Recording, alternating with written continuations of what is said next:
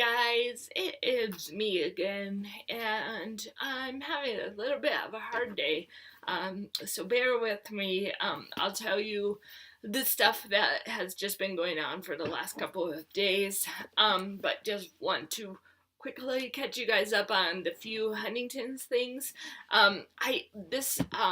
Every single time I open up the fridge, I bonk myself on something inside of it. So that has been my new, pretty much every day.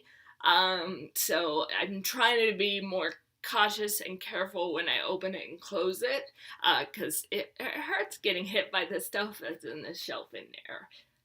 Right. Yes. Oh, kept dropping my sunglasses onto the floor when I'm going for my walk. But thankfully they haven't broken yet. Oh, sorry. Pardon me. I'm getting a phone call. Oh, turn it on silent. And let's see. Kept hitting the shower. Yes. Oh, hold on. Keep hitting things in the shower. Oh, my shoulder with, the stuff in the fridge. Again, I think that's what that says. I'm not writing very well again. So hold on, let me just make sure. Shower. Oh, shoulder. With, yes.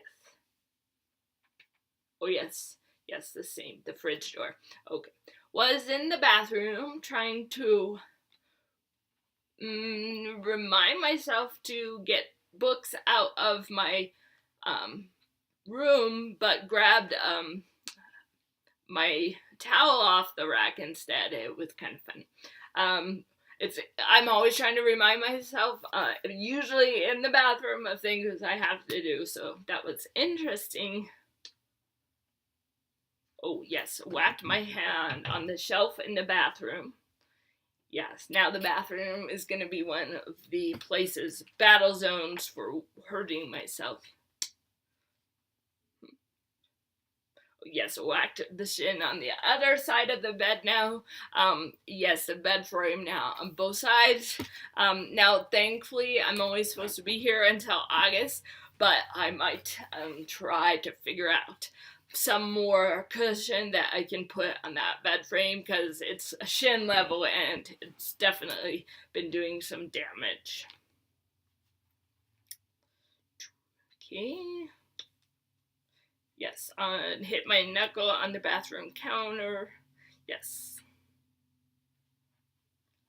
Alright, I think that is all the little Huntington things. But, yes, I have definitely noticed I've been watching a lot of movies, even more so, I think, just because I'm trying not to think of how much I miss my kids. So I'll tell you guys what precipitated.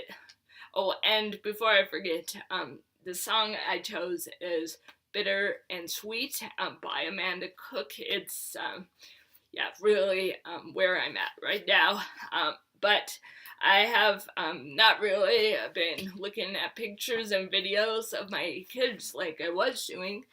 And I realized today, just because, I'm really missing them again, since I've only been home a week, maybe 2 weeks now. It's time, I guess, for me to start to feel those feelings. So I also found out that Josh and Xeris, and for really good reason, but they said for now, just I can have 2 days to FaceTime with Juniper a week, and that was kind of hard, but we're trying to let me have longer times with her in those FaceTimes, so I get half an hour, but it's always hard when she doesn't want me to say goodbye. So I will definitely be crying during this one, but and then with Connor, it's I especially didn't get to say goodbye to him when I was leaving, so that was hard. And he especially, I know that Brian has offered for us to do FaceTime, but I haven't initiated it at all, since I've been home, and I realized it was because I was just afraid of seeing him and being reminded that he's not here. So that is why the song "Bitter and Sweet" is like, cause it's bittersweet not having them here. And so I know it's for the best, because of where I'm at, but it's really hard, yes. So I'm just feeling those feelings, and really felt like I needed to do a video just so I could capture this, because it's been a while since I've been in this place. So let me just make sure, yes, but I did, my mom encouraged me to reach out to Brian and make sure, hold on, getting dry throat, just making sure that I'm getting that time with Connor, because it is really important for both of us to see each other, and so, but it just takes extra courage for me, so I was giving into fear.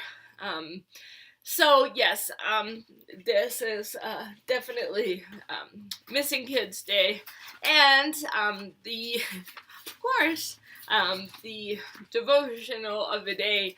I read the note. Apparently, this is the first one I did after I found out that I still had the disease, but I'm encouraged because in the notes, because the title of it is Lost, Alone, and Isolated, and the notes say, the 3 things I am not feeling after getting the HD results.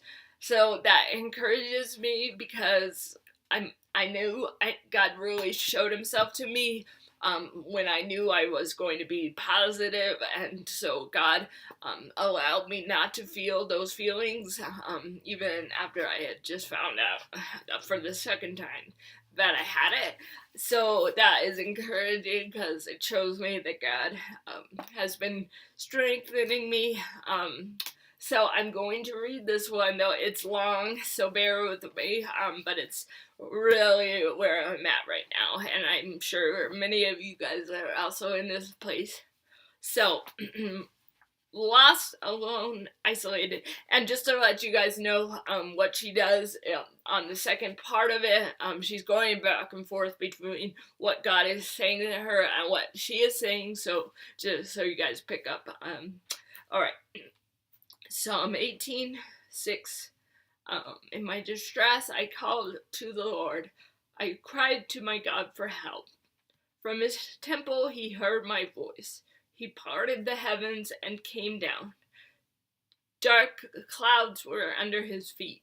He made darkness his covering, his canopy around him. Out of the brightness of his presence, clouds advanced. He shot his arrows and scattered my enemies, great bolts of lightning, and routed them. There was one who was unafraid of any evil that might rise against her. He's talking about herself. Unafraid of even the hint of bad news, her heart stood fast, believing the Lord, trusting in the tender mercies of God for her forever and ever.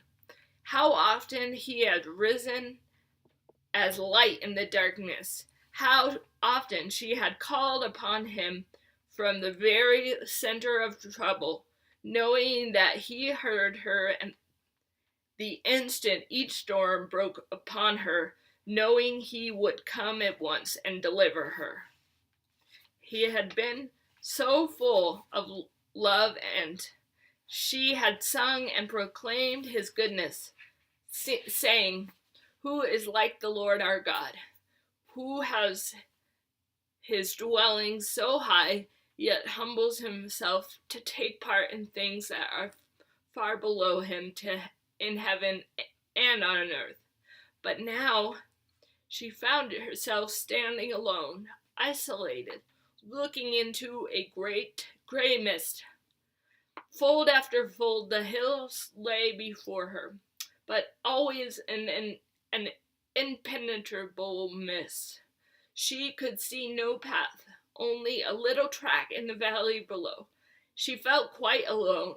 For a while she stood, listening, feeling an inward isolation and uncertainty harder to bear than any acute physical pain had ever been. Softly voices began to speak within her, now stealing her courage, now filling her with courage again. My heart and my flesh fail, but God is the strength of my heart and the good portion that is allotted to me forever. My closest friends avoid me, or else they have no idea what is happening in the depths of my soul, and even my own family does not understand. Nevertheless, I am with you moment by moment because you have reached out for my strong hand. My tears have flowed day and night until unbelievers look at me and think, "Where is your God now?" You shall answer for me, "The Lord is God." Why are you cast down, O my soul? And why are you so unsettled within me? Hope in me, your God, for you shall yet praise him, who gives the very blush of health on your face. No, the path I am forced to walk is hidden from me, God. I know the ways that you must walk. All your ways are before me. As for me, my way is perfect, and I make your way perfect. The people never thirsted even when I led them through the desert. Will you faint though I lead you through mist-clouded hills?